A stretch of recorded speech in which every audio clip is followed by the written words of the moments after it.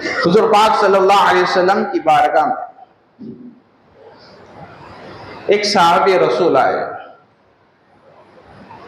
سعد بن ابی وقاص رضی اللہ تعالی عنہ،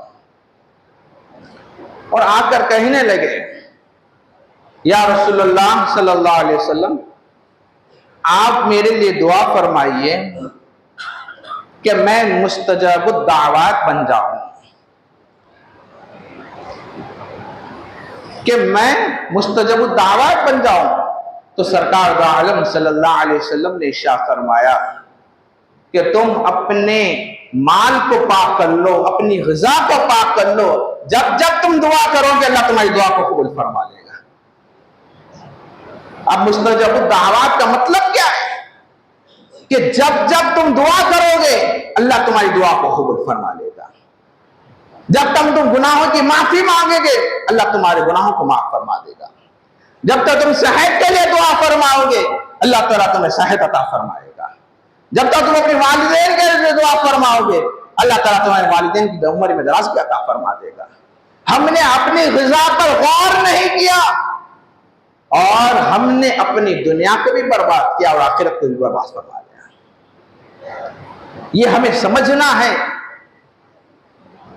حدیث شریف میں حضور پاک صلی اللہ علیہ وسلم ارشاد فرماتے، انس بن مالک رضی اللہ تعالیٰ عنہ سے روایت ہے کہ سرکار دو عالم صلی اللہ علیہ وسلم نے ارشاد فرمایا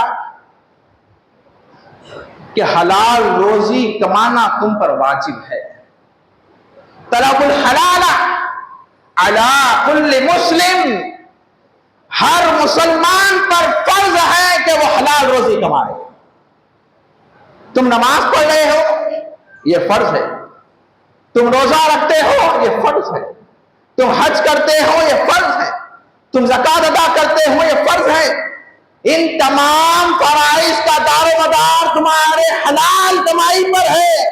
اگر تم حلال رزق اپنے پیٹ میں ڈالو گے تو تمہاری نماز قبول ہو جائے گی، تم حلال رزق اپنے پیٹ میں ڈالو گے تو تمہارا روزہ قبول ہو جائے گا، تم حلال کمائی سے زکوٰۃ اگر دو گے تو اللہ کے بارگاہ میں مقبول ہو جائے گا، اور حلال کمائی سے تم حج کرو گے تو اللہ کے بارگاہ میں تمہارا حج قبول ہو جائے گا۔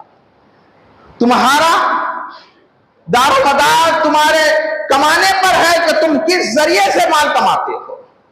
اور اللہ تعالیٰ نے کہا وَمَا مِن دَابَّةٍ فِي الْأَرْضِ إِلَّا عَلَى اللَّهِ رِزْقُهَا، زمین پر جتنے بھی جاندار ہے ان تمام کی رزق کی ذمہ داری اللہ تعالیٰ لیا ہوا ہے۔ آج ہم رزق کمانے میں اتنے مشغول ہیں کہ جو رزق اللہ ہمیں عطا فرما رہا ہے ہم اس کی ہی نافرمانی کر رہے ہیں۔